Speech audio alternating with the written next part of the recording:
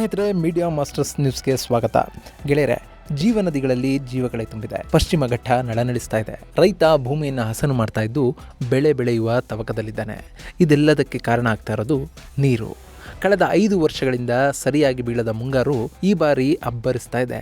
ಜಲಾಶಯಗಳಿಗೆ ಭಾರಿ ಪ್ರಮಾಣದ ನೀರು ಹರಿದು ಬರ್ತಾ ಇದೆ. ಮಧ್ಯ ಕರ್ನಾಟಕದ ಉಸಿರು ಅನ್ನಿಸ್ಕೊಂಡಿರೋ ತುಂಗಭದ್ರೆಯರು ಮೈದುಂಬಿದ್ದಾರೆ. ಅದರಲ್ಲೂ ಈ ಬಾರಿ ತುಂಗೆಯ ಅಬ್ಬರ ಹೆಚ್ಚಾಗಿದ್ದು 70,000 ಕ್ಯೂಸೆಕ್ಗೂ ಅಧಿಕ ಪ್ರಮಾಣದ ನೀರು ನದಿಯಲ್ಲಿ ಹರಿತಾ ಇದೆ.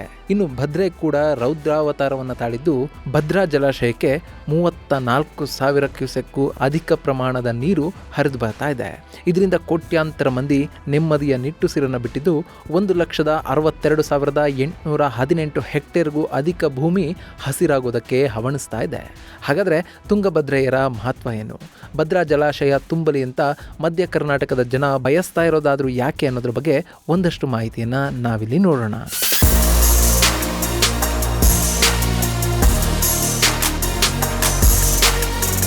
ಗೆಳೆಯರೆ, ರಾಜ್ಯದಲ್ಲಿ ಕರಾವಳಿ ಸೇರಿದ ಹಾಗೆ ಮಲೆನಾಡು ಭಾಗದಲ್ಲಿ ಬಿಡುವೆ ಇಲ್ಲದೆ ಮಳೆ ಸುರಿತಾ ಇದೆ. ಅತಿಯಾದ ಮಳೆಯಿಂದ ನದಿ ಹಳ್ಳ ಕೊಳ್ಳಗಳು ತುಂಬ್ತಾ ಇರೋದಲ್ಲದೆ ರಸ್ತೆಗಳು ಕೂಡ ಜಲಾವೃತವಾಗಿವೆ. ಕರಾವಳಿ ಭಾಗದ ನದಿಗಳು ಅಬ್ಬರಿಸ್ತಾ ಇದ್ದು ಅಲ್ಲಲ್ಲಿ ಭೂಕುಸಿತಗಳು ಕೂಡ ವರದಿ ಆಗ್ತಾ ಇವೆ. ಕೊಡಗು ಮತ್ತು ಉತ್ತರ ಕನ್ನಡದಲ್ಲಿ ಮನೆಗಳ ಮೇಲೆ, ಶಾಲೆಗಳ ಮೇಲೆ ಭೂಮಿ ಕುಸಿದು ಬೀಳ್ತಾ ಇದೆ. ಇನ್ನು ಕಾವೇರಿ ನದಿ ಜಲಾನಯನ ಪ್ರದೇಶದಲ್ಲಿ ಆಗ್ತಾ ಇರೋ ಮಳೆಯಿಂದ ಕನ್ನಂಬಾಡಿ ಕಟ್ಟೆಗೆ ಅಪಾರ ಪ್ರಮಾಣದ ನೀರು ಹರಿದು ಬರ್ತಾ ಇದೆ. ಅಲ್ಲದೆ ವೈನಾಡಿನಲ್ಲಿನ ಮಳೆಯಿಂದ ಕಬಿನಿ ಜಲಾಶಯ ಭರ್ತಿ ಆಗ್ತಾ ಇದೆ. ಕಬಿನಿಗೆ 30,000 ಕ್ಯೂಸೆಕ್ನಷ್ಟು ನೀರು ಹರಿದು ಬರ್ತಾ ಇದೆ. ಹಾಗೆ ಅಲ್ಲಿಂದ 35,000 ಕ್ಯೂಸೆಕ್ಗೂ ಅಧಿಕ ಪ್ರಮಾಣದ ನೀರನ್ನ ತಮಿಳುನಾಡಿನ ಕಡೆಗೆ ಹರಿಬಿಡಲಾಗ್ತಾ ಇದೆ. ಹಾರಂಗಿ, ಹೇಮಾವತಿ ಜಲಾಶಯಗಳು ಕೂಡ ತುಂಬಿಕೊಳ್ತಾ ಇರೋದು ಆ ಭಾಗದ ರೈತರಲ್ಲಿ ಸಂತಸವನ್ನ ಮನೆ ಮಾಡಿದೆ. ಹಾಗೇನೆ ಈ ಬಾರಿ ಶಿವಮೊಗ್ಗ, ಚಿಕ್ಕಮಗಳೂರು, ದಾವಣಗೆರೆ, ಚಿತ್ರದುರ್ಗ ಜಿಲ್ಲೆಯ ರೈತರ ಮುಖದಲ್ಲೂ ಕೂಡ ಸಂತಸ ಮೂಡಿದೆ. ಈ ಜಿಲ್ಲೆಗಳಲ್ಲಿನ ಭದ್ರಾವತಿ, ಹೊನ್ನಾಳಿ, ಹರಿಹರ ತಾಲೂಕು ಸೇರಿದ ಹಾಗೆ ದಾವಣಗೆರೆ ಜಿಲ್ಲೆಯ ಭತ್ತದ ಬೆಳೆಗಾರರಲ್ಲಿ ಒಂದಷ್ಟು ಭರವಸೆ ಮೂಡಿದೆ. ಯಾಕೆಂದ್ರೆ ಭದ್ರೆಯ ಒಡಲು ಈ ಬಾರಿ ತುಂಬುತ್ತಾ ಇದೆ. ಕಳೆದ ವರ್ಷ ಬರಗಾಲದಿಂದ ನೀರನ್ನೇ ಕಾಣದೇ ಇದ್ದ ಭದ್ರಾ ಜಲಾಶಯ ಈ ಬಾರಿ ಉತ್ತಮ ಮಳೆಯಿಂದ ಹೆಚ್ಚಿನ ಒಳ ಹರಿವನ್ನು ಹೊಂದಿದೆ. ಈ ಜಲಾಶಯ ಮಧ್ಯ ಕರ್ನಾಟಕದ ಜೀವನಾಡಿಯಂತಾಗಿದೆ. ಅಲ್ಲಿನ ರೈತರು ಈ ಜಲಾಶಯದ ನೀರಿನ ಮೇಲೆ ಹೆಚ್ಚು ಅವಲಂಬಿತರಾಗಿದ್ದಾರೆ. ಭದ್ರಾ ಜಲಾನಯನ ಪ್ರದೇಶದ ವ್ಯಾಪ್ತಿಗೆ ಬರುವ ದಾವಣಗೆರೆ ಜಿಲ್ಲೆಯೊಂದರಲ್ಲೇ ಸುಮಾರು 64,000 ಹೆಕ್ಟೇರ್ ಪ್ರದೇಶದಲ್ಲಿ ಭತ್ತವನ್ನು ಬೆಳೆಯಲಾಗುತ್ತೆ. ಭತ್ತಕ್ಕೆ ಹೆಚ್ಚಿನ ನೀರಿನ ಅಗತ್ಯ ಇರೋದ್ರಿಂದ ಡ್ಯಾಮ್ ತುಂಬಿದ್ರೆ ನೀರು ಸಿಗುತ್ತೆ ಅನ್ನೋ ಆಶಾಭಾವ ರೈತರಲ್ಲಿದೆ.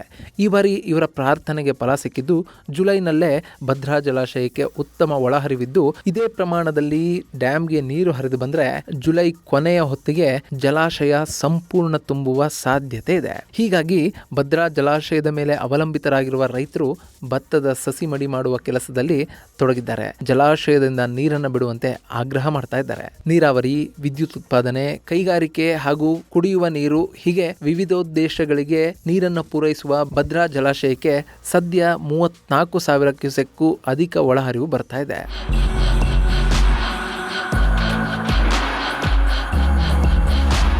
ಜುಲೈ 15ರಂದು 16,000 ಕ್ಯೂಸೆಕ್ ಇದ್ದ ಒಳಹರಿವು ಜುಲೈ 16ಕ್ಕೆ 27,000 ಕ್ಯೂಸೆಕ್ಗೆ ಏರಿಕೆಯಾಗಿತ್ತು. ಜುಲೈ 17ನೇ ತಾರೀಕು ಈ ಪ್ರಮಾಣ ಮತ್ತಷ್ಟು ಹೆಚ್ಚಾಗಿ 34,500 ಕ್ಯೂಸೆಕ್ಗೆ ಏರಿಕೆಯಾಗಿದೆ. ಈ ಮೂಲಕ ಒಂದೇ ದಿನದಲ್ಲಿ ಜಲಾಶಯಕ್ಕೆ ಸುಮಾರು 3 ಅಡಿಯಷ್ಟು ನೀರು ಏರಿಕೆಯಾಗಿದೆ. ಕಳೆದ ವರ್ಷ ಇದೇ ಸಂದರ್ಭದಲ್ಲಿ 500 ಕ್ಯೂಸೆಕ್ಗೂ ಅಧಿಕ ಒಳಹರಿವು ಇತ್ತು ಅಷ್ಟೇ. ಆದರೆ ಈ ಬಾರಿ ಉತ್ತಮ ಮಳೆಯಿಂದ ಜಲಾಶಯಕ್ಕೆ ಭಾರಿ ಪ್ರಮಾಣದ ನೀರು ಹರಿದು ಬರ್ತಾ ಇದೆ. ಇನ್ನು ಜಲಾಶಯದಲ್ಲಿ 33.11 TMCಯಷ್ಟು ನೀರು ಸಂಗ್ರಹ ಆಗಿದ್ದು ಕಳೆದ ವರ್ಷ ಇದೇ ಅವಧಿಯಲ್ಲಿ ಕೇವಲ 16 TMCಯಷ್ಟು ನೀರು ಸಂಗ್ರಹ ಆಗಿತ್ತು. ಹೀಗಾಗಿ ರೈತರು ಸಂಕಷ್ಟವನ್ನು ಎದುರಿಸಿದ್ರು.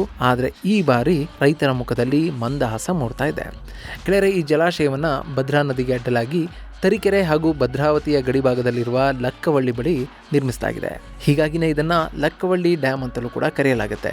ಜಲಾಶಯ ನಿರ್ಮಾಣ ಆಗಿರೋ ಭದ್ರಾ ನದಿ ಪಶ್ಚಿಮ ಘಟ್ಟದ ವರಾಹ ಪರ್ವತದ ತಪ್ಪಲಲ್ಲಿರುವ ಗಂಗಾ ಮೂಲದಲ್ಲಿ ಹುಟ್ಟಿ ಪೂರ್ವಾಭಿಮುಖವಾಗಿ ಹುಟ್ಟುತ್ತೆ. ತನ್ನ ಉಪನದಿಗಳಾದ ಸೋಮವಾಹಿನಿ, ತಡಬೆ ಹಳ್ಳ ಹಾಗೂ ಓಡಿರಾಯನ ಹಳ್ಳಗಳ ಜೊತೆ ಸೇರಿ ಚಿಕ್ಕಮಗಳೂರಿನ ಭದ್ರಾ ಅರಣ್ಯದ ಮೂಲಕ ಹರಿಯುತ್ತೆ. ಅದಕ್ಕೂ ಮೊದಲು ಕಳಸ, ಬಾಳೆಹೊನ್ನೂರು ಮೂಲಕ ಹರಿದು ಬರೋ ಭದ್ರೆ ಈ ಬಾರಿ ಅಲ್ಲೆಲ್ಲ ಸಾಕಷ್ಟು ಅನಾಹುತಗಳನ್ನು ಕೂಡ ಸೃಷ್ಟಿ ಮಾಡಿದ್ದಾಳೆ. ಹೀಗೆ ಹರಿದು ಬರ್ತಿದ್ದ ಭದ್ರೆಗೆ ಲಕ್ಕವಳ್ಳಿ ಬಳಿ ತಡೆಯನ್ನ ಒಡ್ಡಲಾಗಿದೆ. ಅಲ್ಲಿ ಸುಮಾರು 186 ಅಡಿ ಎತ್ತರದ ಡ್ಯಾಮ್ ನಿರ್ಮಾಣ ಮಾಡಲಾಗಿದ್ದು 71.54 TMCಯಷ್ಟು ನೀರಿನ ಸಂಗ್ರಹ ಸಾಮರ್ಥ್ಯವನ್ನ ಆ ಡ್ಯಾಮ್ ಹೊಂದಿದೆ. ಭದ್ರಾ ಜಲಾಶಯ ಮುಂಗಾರು ಹಾಗೂ ಹಿಂಗಾರು ಮಳೆ ಎರಡರಿಂದಲೂ ಕೂಡ ನೀರನ್ನು ಪಡೆದುಕೊಳ್ಳುತ್ತೆ. ನೈಋತ್ಯ ಮಾನ್ಸೂನ್ ಅಂದ್ರೆ ಮುಂಗಾರು ಮಳೆ ಜಲಾಶಯಕ್ಕೆ 82% ನೀರನ್ನು ಕೊಟ್ಟರೆ, ಈಶಾನ್ಯ ಮಾರುತಗಳಿಂದ ಅಂದ್ರೆ ಅಕ್ಟೋಬರ್ನಿಂದ ಡಿಸೆಂಬರ್ ವರೆಗೆ ಬೀಳುವ ಹಿಂಗಾರು ಮಳೆಯಲ್ಲಿ 18% ನೀರನ್ನ ಈ ಅಣೆಕಟ್ಟು ಪಡೆಯುತ್ತೆ. ಈ ಜಲಾಶಯದಿಂದ ಶಿವಮೊಗ್ಗ, ದಾವಣಗೆರೆ, ಹಾವೇರಿ, ಗದಗ, ಬಳ್ಳಾರಿ ಜಿಲ್ಲೆಯ 200ಕ್ಕೂ ಹೆಚ್ಚು ನಗರ, ಪಟ್ಟಣಗಳು ಹಾಗೂ ಗ್ರಾಮಗಳಿಗೆ ನೀರಿನ ಪೂರೈಕೆ ಆಗುತ್ತೆ.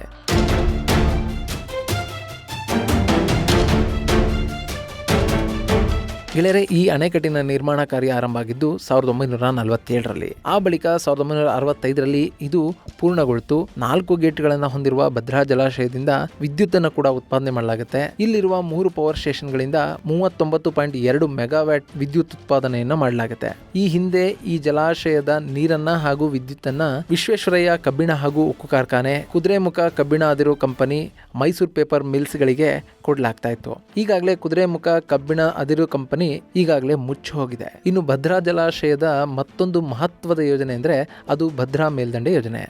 ಇದೊಂದು ಏತ ನೀರಾವರಿ ಯೋಜನೆ ಆಗಿದ್ದು ಚಿಕ್ಕಮಗಳೂರು, ಚಿತ್ರದುರ್ಗ, ತುಮಕೂರು ಹಾಗೂ ದಾವಣಗೆರೆ ಜಿಲ್ಲೆಗಳ ರೈತರು ಹಾಗೂ ಜನ ಈ ಯೋಜನೆಯ ಫಲಾನುಭವಿಗಳಾಗಿದ್ದಾರೆ. ಈ ಯೋಜನೆಯನ್ನ 2 ಹಂತದಲ್ಲಿ ಮಾಡಲಾಗ್ತದೆ. ಮೊದಲ ಹಂತದಲ್ಲಿ ತುಂಗಾ ನದಿಯಿಂದ 17.4 TMC ನೀರನ್ನ ಲಿಫ್ಟ್ ಮಾಡಿ ಭದ್ರಾ ಜಲಾಶಯಕ್ಕೆ ನೀರನ್ನು ಹರಿಸುವ ಕಾಮಗಾರಿ ಮಾಡಲಾಗುತ್ತೆ. ಆ ಬಳಿಕ 2ನೇ ಹಂತದಲ್ಲಿ ಭದ್ರಾ ಜಲಾಶಯದಿಂದ 29 TMCಯಷ್ಟು ನೀರನ್ನ ಲಿಫ್ಟ್ ಮಾಡಿ ಅಜ್ಜಂಪುರದವರೆಗೆ ತಂದು ಬಿಡುವ ಯೋಜನೆ ಇದಾಗಿದೆ. ಈಗಿನ ಸರ್ಕಾರ ಈ ಯೋಜನೆಯನ್ನ ಪೂರ್ಣಗೊಳಿಸುವ ಭರವಸೆಯನ್ನ ಕೊಟ್ಟಿದೆ. ಈ ಯೋಜನೆಯಿಂದ ಮಧ್ಯ ಕರ್ನಾಟಕದ ಬರೋಬ್ಬರಿ 367 ಕೆರೆಗಳಿಗೆ ನೀರು ತುಂಬಿಸೋದಕ್ಕೆ ಸಾಧ್ಯ ಆಗುತ್ತೆ.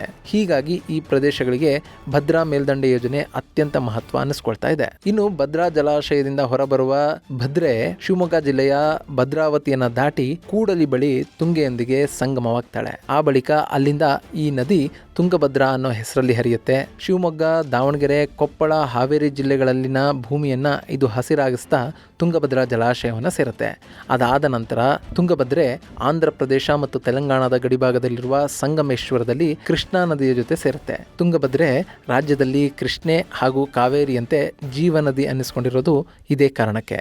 ಸದ್ಯಕ್ಕೆ ತುಂಗೆಯ ಅಬ್ಬರ ಹೆಚ್ಚಾಗಿದೆ, ಭದ್ರೆ ಮೈದುಂಬ್ತಾ ಇದ್ದಾಳೆ. ಹೀಗಾಗಿ ಮಧ್ಯ ಕರ್ನಾಟಕದ ಜನ ಈ ಬಾರಿ ನೀರಿನ ಸಂಕಷ್ಟದಿಂದ ದೂರ ಆಗುವ ಎಲ್ಲ ಸಾಧ್ಯತೆಗಳು ಕೂಡ ಇವೆ. ಮಳೆ ಇನ್ನಷ್ಟು ಆಗಲಿ, ರೈತನ ಮುಖದಲ್ಲಿ ಮಂದಹಾಸ ಮೂಡಲಿ ಅಂತ ಆಶಿಸ್ತಾ ಈ ಮಾಹಿತಿಯನ್ನು ಮುಗಿಸ್ತಾ ಇದ್ದೀನಿ. ಮುಂದಿನ ವಿಡಿಯೋದಲ್ಲಿ ಮತ್ತೊಂದು ವಿಶೇಷವನ್ನು ನಿಮ್ಮ ಮುಂದಿಡ್ತೀನಿ. ಅಲ್ಲಿವರೆಗೂ ನಮಸ್ಕಾರ.